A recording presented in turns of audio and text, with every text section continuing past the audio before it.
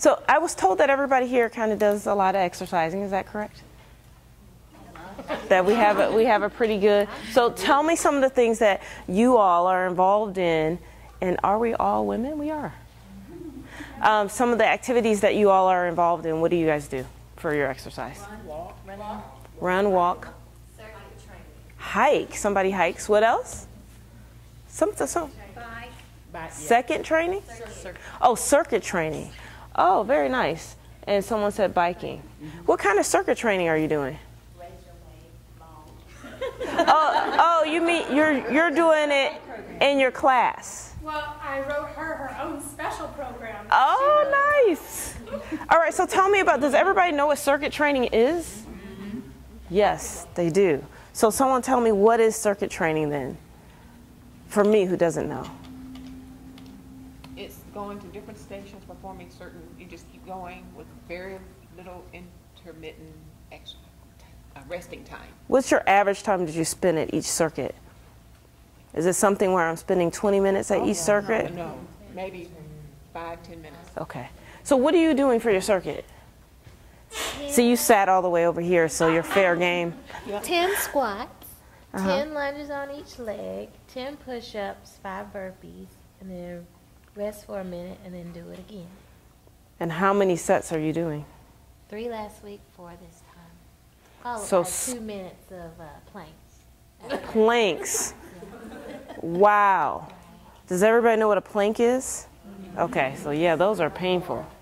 Yeah, are you doing forward, back, or side planks? I would assume forward. You're doing them laying forward on your back or on the side? Okay, all right, perfect. All right, so someone over here said, who said they're a runner? How much are you running? About 2 miles. Every day or a few days a week? Every other day. Okay. Anybody else at this table a runner? No. Okay. Yeah. Oh, you're running, Tara? Oh, I didn't know that. How much are you running? Averaging about 2 every other day. Okay. All right. And what about at the table where Gina is? See, I know some names. Where Gina's sitting. Anybody there who runs? She does. How much are you running?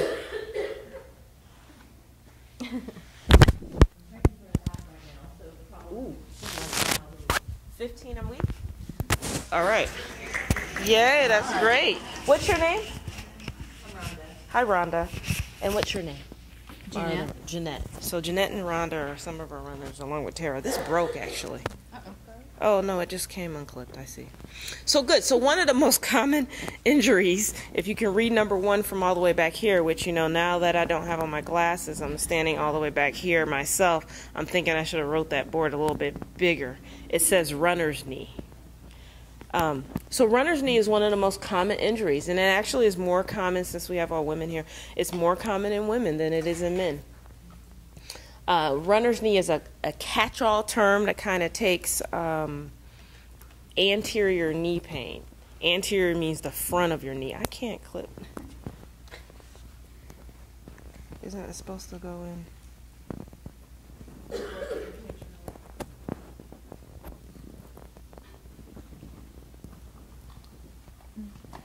See, she can't either, so there, I feel better. So anterior knee pain is the pain you have in the front of your knee. A lot of people hear a lot of popping and clicking, and once you're over the age of 30, which it doesn't look like anybody in the room is, you can get a lot of popping and clicking. It's typically the way your kneecap kind of tracks in your groove. And as we mature, we lose muscle mass by normal. Normal response is muscle mass. So to attain the same amount of muscle mass, you have to do more work. So if you want to have the same number of muscles you had when you were 15, because everybody's, under 30, when you were 15, when you're 25, you got to do a little bit more work than what you had to do. Well, technically not 15 because you haven't maturated, but when between 30 and 25, you had to do more when you're more mature to maintain the same muscle mass than you would at a younger age, at a less mature age. So runner's knee is the most common injury or problem that I see, and there's quotes around runners because you don't have to be a runner to have runner's knee. Who told me they bike? Someone at this table said they bike. You bike, right? A stationary bike or Mountain bike. oh wow. She's hardcore. She's doing mountain bike. Where are you mountain biking? I love the mountain bike, but I'm There's actually a trail here in Middle Georgia. It's Dawson Trail. Mm-hmm. It's a mountain bike trail. Is it very It can be. There's a couple of sandy spots that you have to be careful of. so mountain biking is one of those things that a lot of people with who mountain bike have a lot of knee injuries or anterior knee pain because you have to be able to absorb all the shocks of going up and down, all the bumps and roads. And the same thing for your quads. It works so much during that activity. It's almost like running that a lot of people have anterior knee pain. Even road biking can cause it as much, but at least road biking doesn't give you as much of the turbulence of kind of pounding. Okay. The next thing, so ACL tears. How many of you guys have heard about ACL tears? Okay, you guys are in a higher population of ACL tears. All women have more increased risk of having ACL tears than men. So again, it's one of the, and it's very common in our younger age. So for those of you who have young girls and who have adolescents who are participating in sports, non-contact sports and contact sports, they are at increased risk of having ACL tears.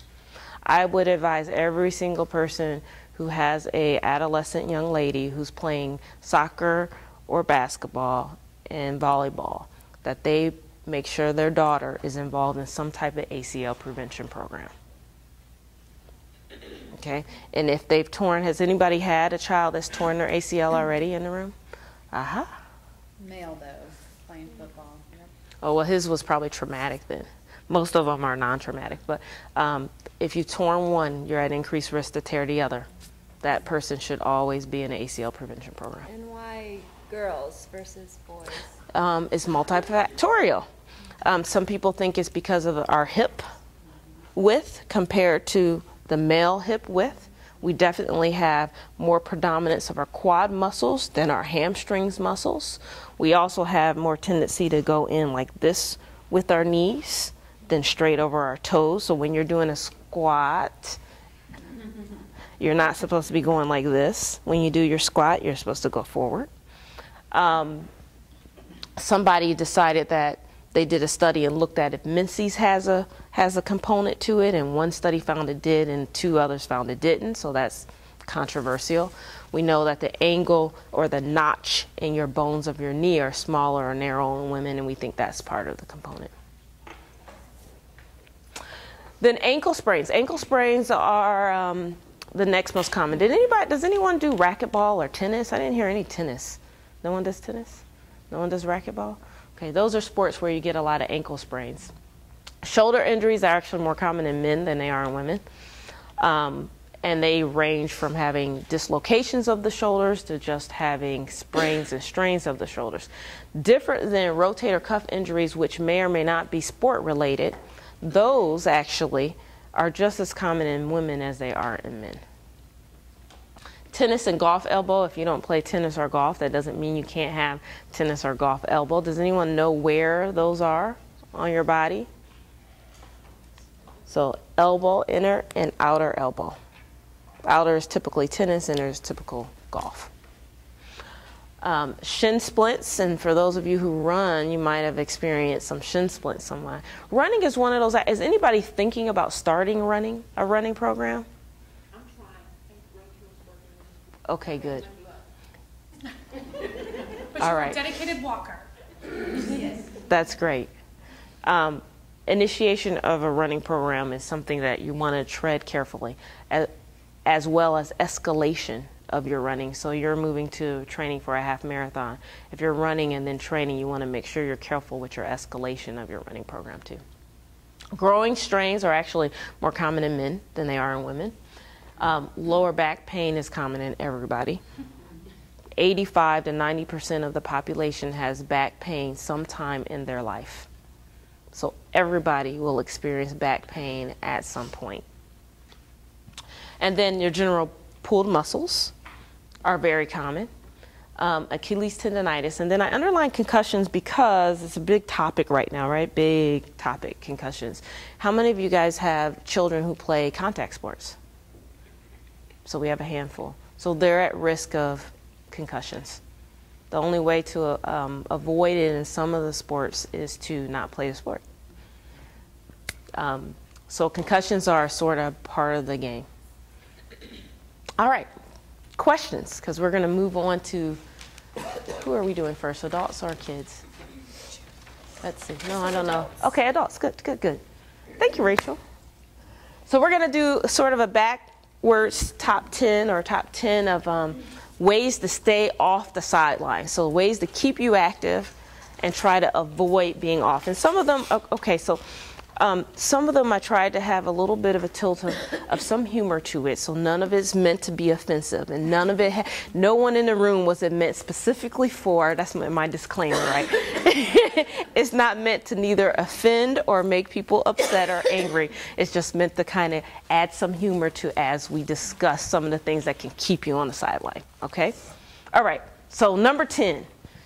You're going to have to be careful because I have, so these have paper clips, and then you want to just pull. Vanna's going to pull one off at a time. Listen, and what would be great is if when she pulls off number 10, everybody read it after she's pulled it off. All right. So after she pulls it off and moves back, everybody say, stretch, maybe. All right, great. So for adults, you think we should always stretch, right? Except for some activities, I've had a lot of people who stretch, and when they were stretching, that's when they pulled their muscle. Because ideally, you want to warm up before you stretch. You want your body to be warm. You don't want to stretch cold. I was going to ask you, there are a lot of people who say you stretch before or you stretch after your workout. You stretch afterwards instead of before. Is there a rule of thumb? So stretching after, great question. What's your name? Mildred. Miss Mildred had a great question. Do you stretch before or after? If you want to increase your flexibility, for a flexibility improvement, you stretch after. For prevention of trying to have something hurt or bother you, you want to stretch before. But you don't want to stretch before you're warmed up. So you don't want to go out cold and just stretch. You want to do something that's a warm-up. So if you do a quarter speed of your bike, if you're biking, if you're running, you want to do, a quarter mile of walking before you start your run, before you stretch before your run.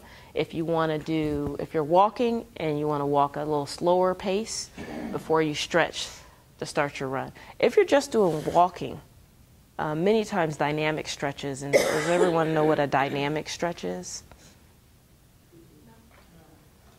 Does anyone want to demonstrate a dynamic stretch? People in the back do. All right, so we have a volunteer for either this table or this table.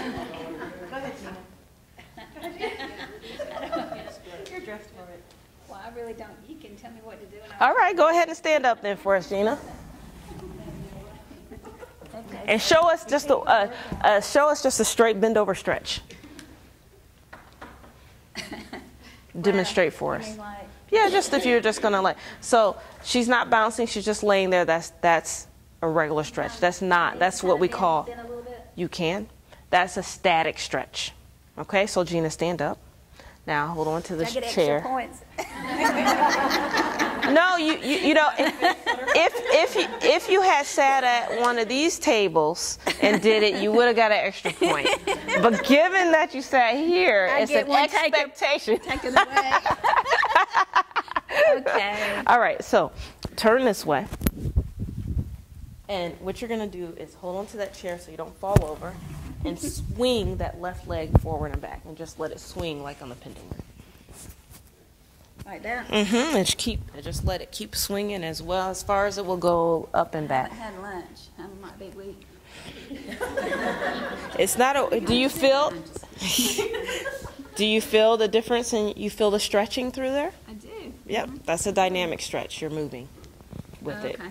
So it's a sort of warm up, and as you do it more and more, you'll get more. Initially, you might only be here, but as you swing more and more, you'll get more. That's your dynamic. Okay. Yeah, there you go. Oh, I forgot you're not being here but All right, any other questions about stretch?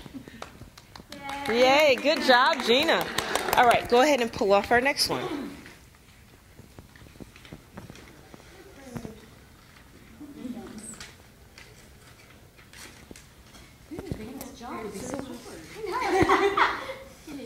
Hope she gets paid a lot. Keep your Engaged. good. So keep your core engaged. Where's your core? Right through the center. And how do you engage your core? Tighten it up. Belly button to your back. So you're almost pulling your belly button to the back. A lot of people who get, remember I told you back injuries, right? Are 90% of you in the room are going to have a back pain or injury or strain sometime in your lifetime. If you keep your core engaged, you'll decrease your risk of doing that. So you offset the work that your back does. Okay? Questions? All right, next one.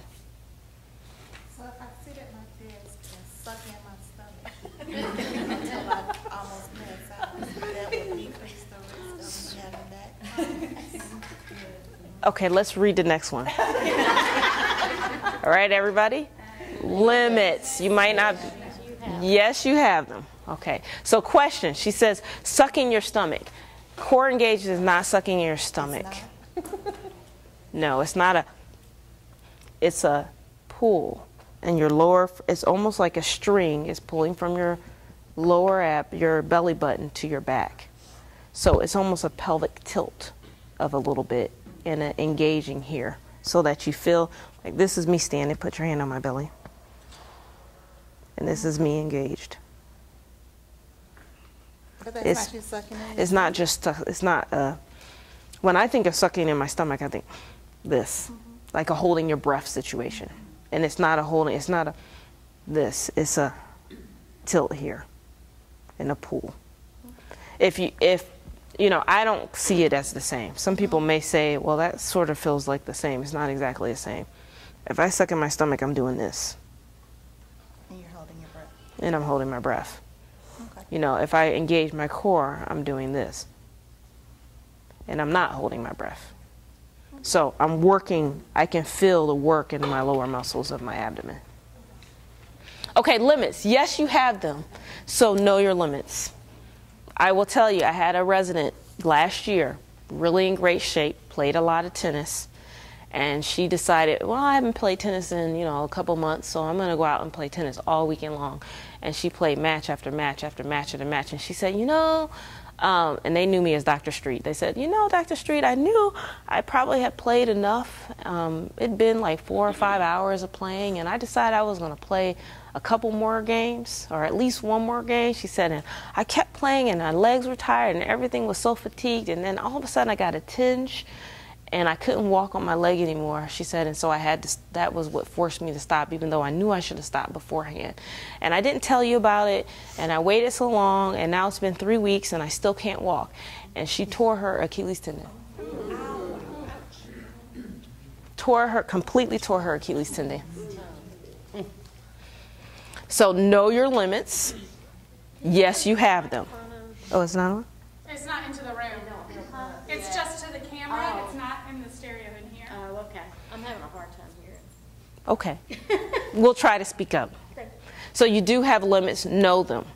Okay? And stop before you hit it. You're not going to obtain everything you want in the first day that you go out. Rachel gave me advice about that for the half marathon. Well, if I don't die, and she said, you can walk some of it. It's okay. It's okay. So that's my plan, not to die. There you go. Wear your brace right.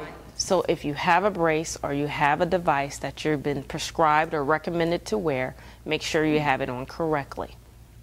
And if you don't know how to correctly put it on, make sure you ask how to correctly put it on.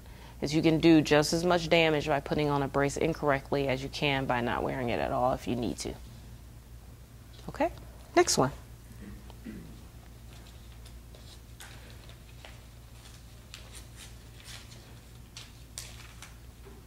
Oh, you might have to pull it up so everybody can read it.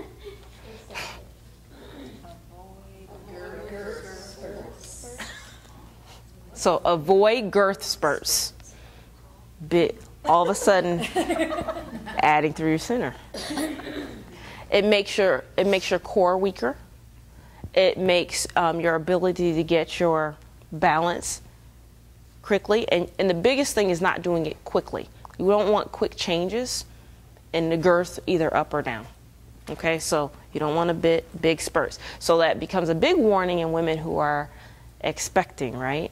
And they're expecting and they want to keep going on their exercise program, but they're having a certain sudden change in their girth, so their center of gravity has changed. And whatever activity they do has to be modified because of that center of gravity. But frequently you don't know where it is on a day-to-day basis or on a month-to-month basis. And so you have to reacclimate. And reacclimation to any sport takes about 4 to 6 weeks. So by the time they actually truly are acclimated to their sport, to that new, then their stomach is a different girth and they have to reacclimate again. So that's why you want to avoid those spurts. Okay, next.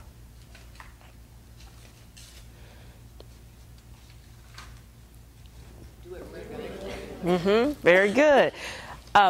Any exercise you do, you want to do it regularly. If you suddenly start an activity, you're more at risk of injury. If you haven't done it for a while and you go back to doing it, you're at increased risk for injury. If you do it once a week rather than twice a week or 3 times a week, you're at more increased for injury. So whatever you decide to do it regularly. In addition, doing it regularly actually helps your blood pressure go down. Doing it sporadically makes your blood pressure go up. All right, next. Thanks, Rachel, you're great. Eat right, yay. We know that same person, same 2 people, same weight, similar body habitus, similar body makeup, same weight, doing the same activity. The person who eats better performs better than the person who didn't. And that's on all levels, at every age, at every level of activity.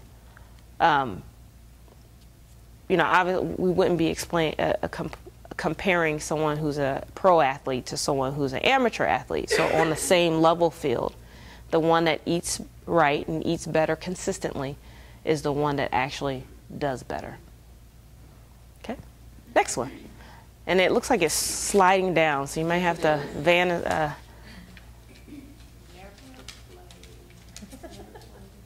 never play with a fever.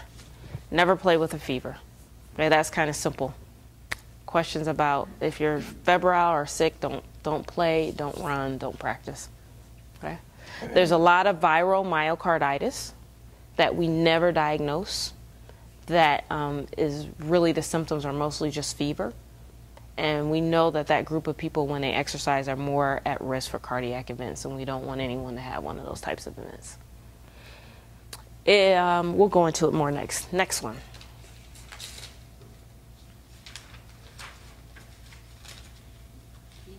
Keep hydrated. Yay! Yes, so we want to maintain hydration. Questions about hydration. That one's kind of easy. We're going to talk about that one a little more next because I get lots of questions about hydration when it comes to kids. And the number one reason, the number one way to stay off the sideline if you're an adult is to Consult your doctor. So before you start an exercise plan, see your doctor for a physical. All right? Questions? All right, our next one. Yes. We're for adults specifically, depends upon your activity. Depends upon the activity. In general, it's probably moderately important. For someone who runs, most people will say somewhere around between that 400 and 600 miles, 400 and 500 miles is when you should change shoes. And walking is a little bit more, maybe closer to 400 to 600 miles. You should change your shoes. For something like basketball, it's hugely important because you want something that has a high top that kind of protects the ankle because you're more prone to have ankle sprains. But what's in right now are low tops, and so people are wearing low tops. For tennis, you want an appropriate shoe with appropriate traction. So your activity kind of huge. Obviously you don't want to wear heels when you're on a racquetball court. Right? So if you're talking about that kind of thing, huge. But if you're someone who's doing a cross-training, then getting a cross-training shoe is fine. You do not want to run consistently like these ladies are running in a cross-training shoe, though. And you don't want to play basketball in a running shoe because the terrains are different and they're built different. So it does make it's moderately important depending upon your activity. You were doing a lot of you're doing interval training. So a cross-training shoe is fine for interval training. You don't want, if you're doing a lot of running in your interval training, you don't want to do a lot of running. But if you're doing, usually in interval training, you might run for a minute and then go to your next activity, maybe 2 minutes. You're not running. Great question. All right. So for the kids, how many of you guys have kids? How many? Oh, so a lot of us have children. All right. Number 10. It's already undone, but you can barely hear it. And I use the Spanish, way of doing a question mark in front, a question mark after. So stretch. Want to keep going? No, stay at stretch. Oh, we're losing our things. All right. So stay off the sideline for kids, stretch. For kids, stretching is not so important, actually. Not for kids. The younger they are, the more flexible they are, the less important stretching is. We teach them stretching more because we want to get them into a habit.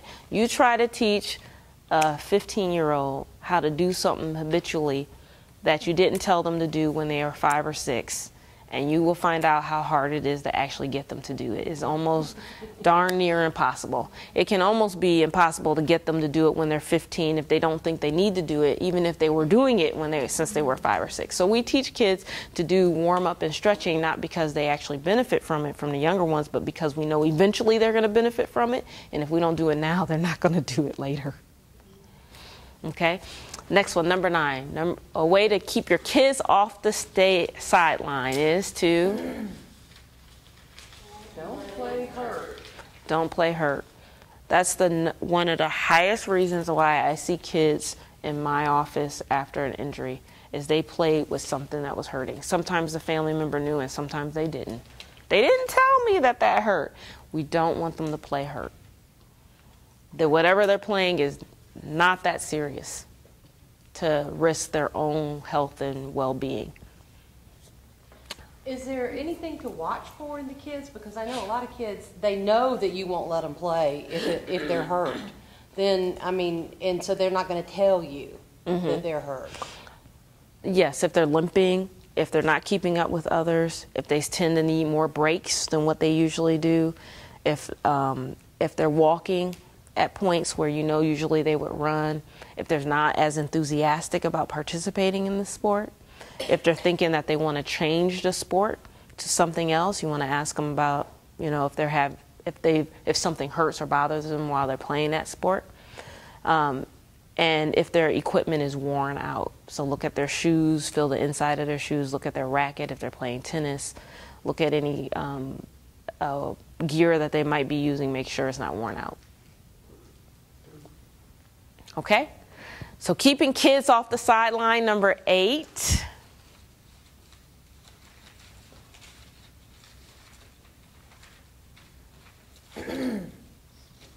Sport ready.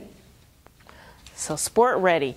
I went to the Falcons game last week, and they must have been 3 or 4 years old. They were on the field playing football at the Falcons game in halftime. And I will tell you, one of the 3-year-olds fell forward because they had on this equipment. He fell forward, and he's on the floor going like this, arms and legs moving. And one of the coaches, every play, one of the coaches picked him up, put him back on his foot so that he can go back. And I would argue, maybe that kid's not sport ready.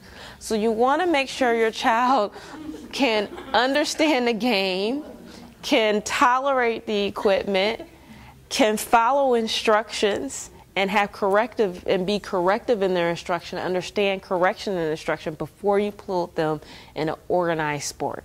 Fine for them to, bike and run and hopscotch and jump rope and do whatever they want to go, but before you put them in an organized sport, make sure they're sport ready. Okay? Next one.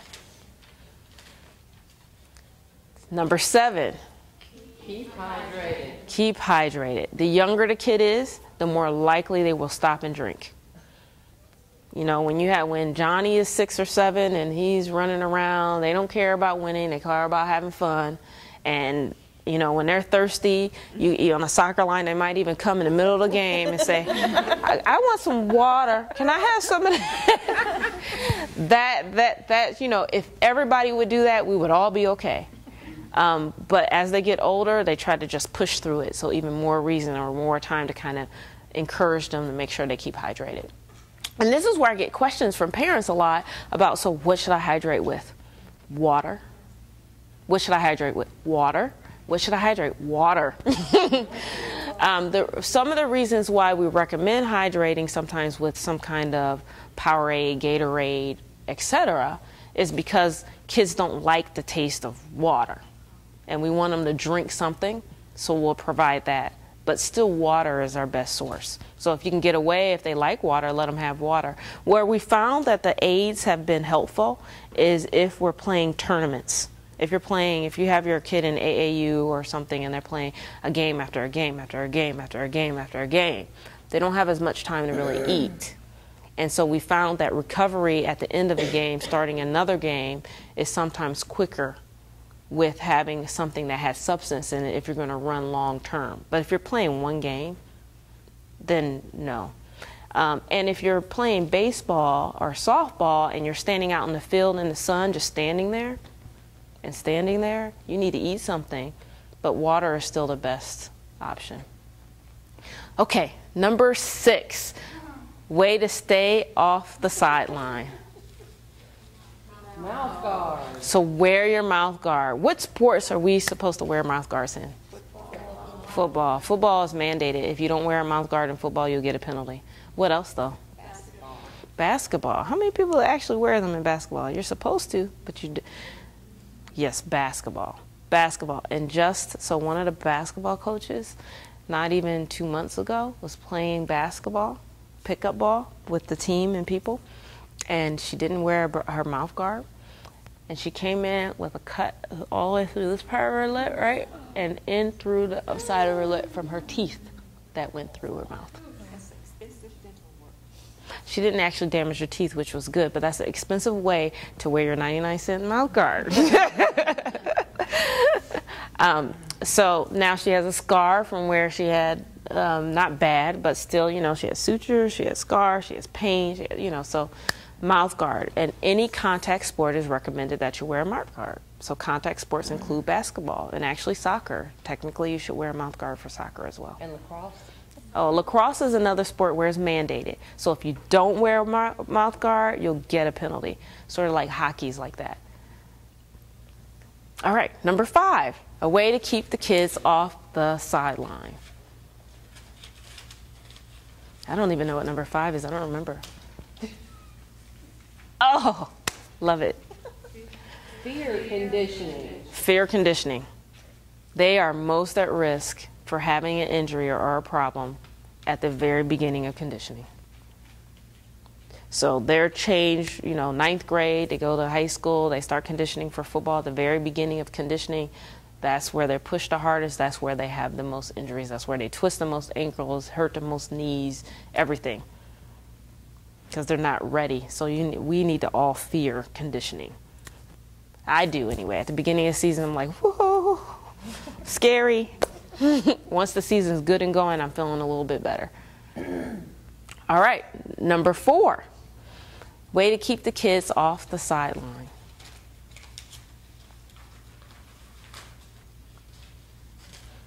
Wear your protective gear. All right, so for some sports it's mandated, for other sports it's recommended but not mandated, but you want to make sure you wear your protective gear. Not only do you want to make sure you wear it, you want to make sure it fits appropriately. So if there's a helmet in a sport, make sure it fits appropriately. If they shake their head from side to side, the helmet shouldn't go running. Okay, make sure you have the right size mouth guard. Make sure if they're playing soccer, they have their splints on. Make sure they fit correctly. So make sure they're not rubbing something over and over if they're wearing an arm guard. So make sure they have their protective gear and they're wearing it appropriately, along with making sure it fits appropriately. All right, the number 3 way to keep the kids off the sideline.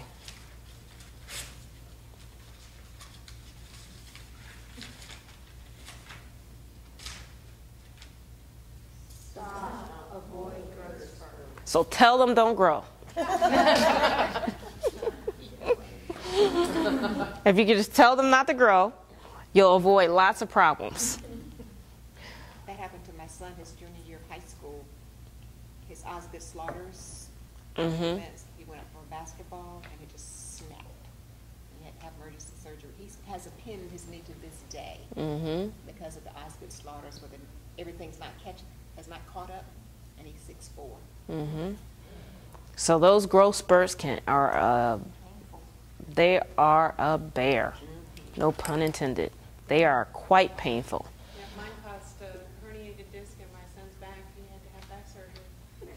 Same thing, grew 2 inches in like 2 weeks. Yeah, sometimes they do it really fast. See, if they just didn't grow, it would have all been okay.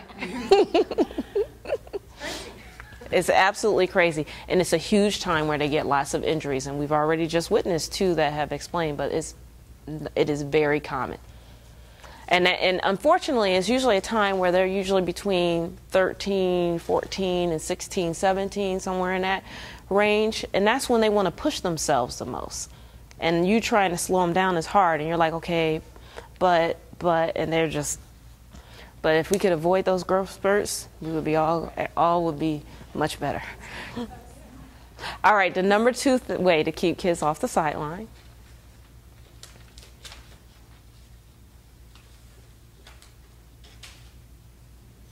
A little higher. Stay less than 100.4. That's again a way of don't play with a fever. Okay? Interestingly, there are a lot of things on every level that we kind of push the limits.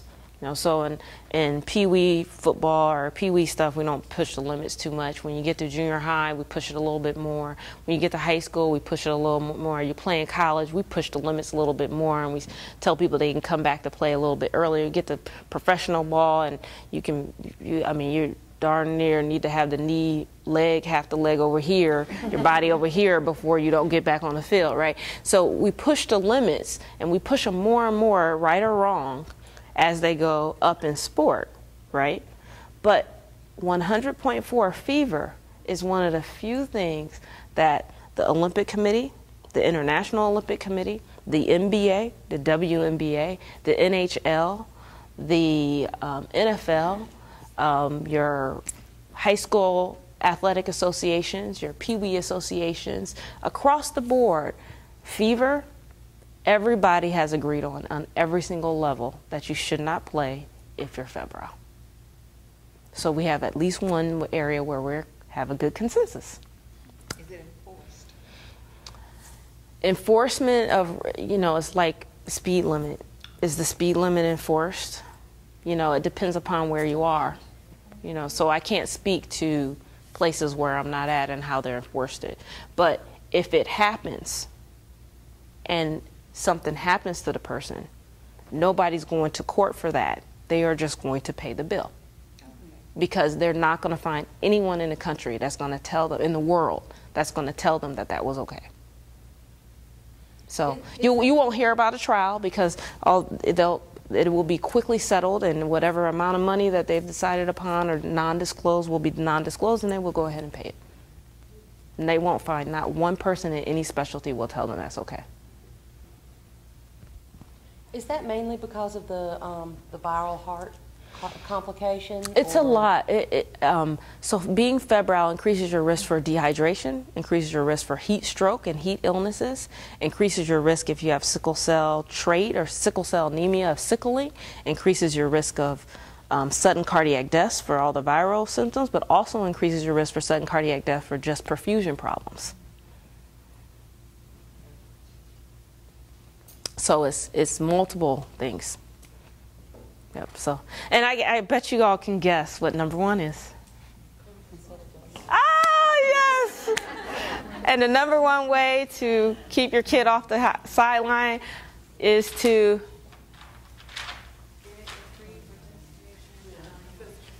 Get your pre-participation evaluation. All right. And that's all. Questions? Yes? So you hear a lot of stories about heat stroke and heat illnesses in You do. children. So what do you look for in the kids?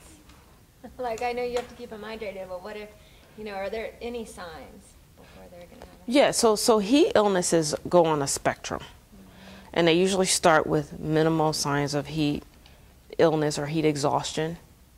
And they progress to more severe heat illness all the way to heat stroke. At the very beginning, you get a lot of sweating. And they become more fatigued. They might complain of kind of feeling a little bit dizzy. They might have a dry mouth even though they're sweating profusely. As they move on, say they wipe off their sweat, they stop sweating.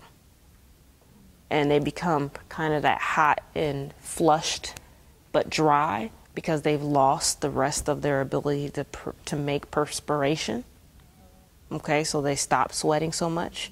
They have more confusion and more what we call CNS signs. They get more fatigued and weaker. They may faint or fall out, or they just might not be able to keep up with others. So one of the earliest signs is looking if someone is, running up the field and but they're usually someone who would keep running no matter what. That's the person that you need to make sure you're getting some. And then preventively, right, avoid dark clothes in the sun, avoid practicing in the middle of the day. Our football team here tries to avoid practicing in the middle of the day to do earlier or later. Avoid excessive exercise when the heat is excessive and the humidity is high. And make sure you're taking lots of breaks. Okay. Do you see nausea? Yes, you can see nausea. An upset stomach cramps. Stomach cramps are another one. Their skin feels cold. They get clamp. That's the second part when they get to the point where they're not making as much perspiration. If they've gotten to the point where they're feeling kind of clammy, then you should be done for the day. We have a lot of problem with that with the boys on the Appalachian Trail, the scouts, when they go up there.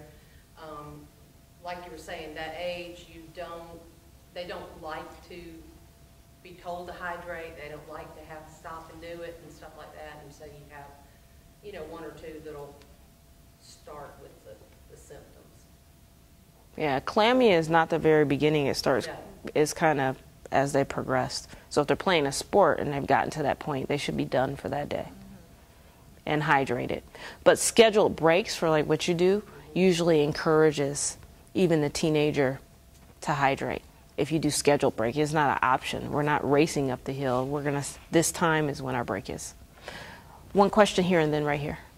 I had it. What other things can you do besides water to hydrate? What type of fruit would you suggest to hydrate with besides watermelon? So hydration is always water. Fruits have a lot of liquid in them. Watermelon is one that has quite a bit, but all the melons have a lot. And everything you eat or drink has some component of water in it. I wouldn't encourage you to use that as your means of hydration, though. Add it to water or something. Correct. Add it to water, and if your child will not drink water, which some kids don't, you can give them something like Gatorade or Powerade or something. Sometimes they just like stuff with flavor to get them to drink. And at that point, it's just important to get them to drink. Those drinks have a lot of sugar in them, so they're not good for your health of your diet overall. But if you need to use them to get them hydrated because they won't drink anything else, then you do that. Sometimes we'll use those types of Powerade and things at halftime because we know we have a longer part of recovery and we're about to play another big component of it, but during a game is always water. Right here. We've talked a lot about dehydration. For those of us in the room who are like non-athletes, at what point does overhydration? So we do have some reports. We had a woman in a marathon that I covered, not last year, but a year before that, who overhydrated and made her sodium so low because she wasn't running. She ran a marathon, but she wasn't running at a speed where she was actually perspiring at the rate that she was drinking. And so you can actually overhydrate. Is there a rule of thumb as far as your weight and how much water you should consume a day? No, the general rule is based on a 70 kilo man of that eight glasses of 8 full ounces per day. The problem with that is just that other things have some fluid and water in it as well, and so you may get it in other forms. The general rule is about 20 ounces per kilo. Because I was doing 2 quarts a day, my goal was to get to a gallon. Somebody said, you don't want to exceed 2 quarts. You know, 20 to 30 ounces per kilo. And if you weigh, you know, 50 kilos or 70 kilos, you're only going to get 8 glasses of 8 ounces a day. So yes, you can overdrink, and probably for your size, a gallon a day, unless you're losing it. To strictly figure out exactly what you need, you take what you pee out, what you sweat out, and what your body uses. That's a calculation from your height, your weight, your activity without exercise. Right, and then you subtract it from what you take, and that's what you find out what you need. That's the strict way of doing it. But are there any subtle signs of overhydration? Nausea, upset stomach. Overhydration a little bit harder to figure out, because by the time you get there, like, she was feeling really faint, and I think she thought she was dehydrated. She was feeling fatigued and faint and not well, and she thought she was dehydrated, so she kept drinking more, which made the problem worse. When I was a long-distance runner, they used to, back when they had several deaths from overhydration, and we had to write our weight on our bib, because they were concerned that if someone fell out, their immediate response would be to give them water. But if they could weigh them, and if you weighed more than what you put on your bib, I mean, granted, it's not an exact science, but then they would have an estimate, okay, this person doesn't need water, they need, you know, electrolytes. That's a very good point, Rachel, because you can always check by your weight. You can't, it's hard to lose fat in a 12-hour period, but you can sure enough lose some water or gain it. There was okay, question here? Yeah, this is different. Leg cramps. I'm at a walk at least 5 days a week, wake up at night with leg cramps, and I do stretches. You may be a little underhydrated. And I drink fluids all the time. Now I am on prescription medications, that is one of the side effects, but I don't know how to drink more water than I drink. I mean, I literally drink. So it may be your medication. It might be medication. And so they're basically just deal with it. Well, I would see your doctor and make sure that that's what it is. I mean, it can also be low magnesium, it can be abnormal calcium, it can be abnormal potassium. I mean, there's a number of things that could be. And it could be related to your medication. They recently did a huge panel of medical, Some of them aren't standard. Like if they don't know you're cramping, some of them aren't standard. Okay. Potassium probably is. Calcium and magnesium may not be. Calcium was done. Okay, so magnesium is also not standard. Okay. Yep. I saw 2 more questions, right? Here and here? Why don't you go first? Oh, it was over here. Okay. I was just wondering what effect the energy drinks have on an athlete's performance. So let's just clarify for energy drinks. We're talking about like Red Bull and 5-hour energy and all that stuff. Not recommended. Not only not recommended, recommended not to use. Why is that? Because I know that's another problem we have with our scouts, is they all want to get these power drinks, you know, these energy drinks. Okay, so power drinks and energy drinks are different. Most of the time when people start... The energy drinks is the correct. Red Bull and stuff. They want to get that when they're going very, it's a stimulant. Those energy drinks are a stimulant, and they have never been tested in people 18 years of age and under 18 years of age, so we don't even know the effect on the adolescent group. So it's not recommended at all, actually. So you just tell them no. You just, I mean, because they're going to say, why not? You know. It's a stimulant. Yeah. I mean, it's a stimulant. It can if they get too much of it, but we haven't had, I mean, you have to, the amount that you have to drink for us to document direct causal to that is kind of, yeah, you'd make a Guinness World Record just about by doing that in that amount of time. I mean, so no, it's not. I mean, having a few is not gonna do, to our knowledge, do anything. When you have them, what people were doing at one point is spiking it with alcohol, and that was sometimes a lethal combination.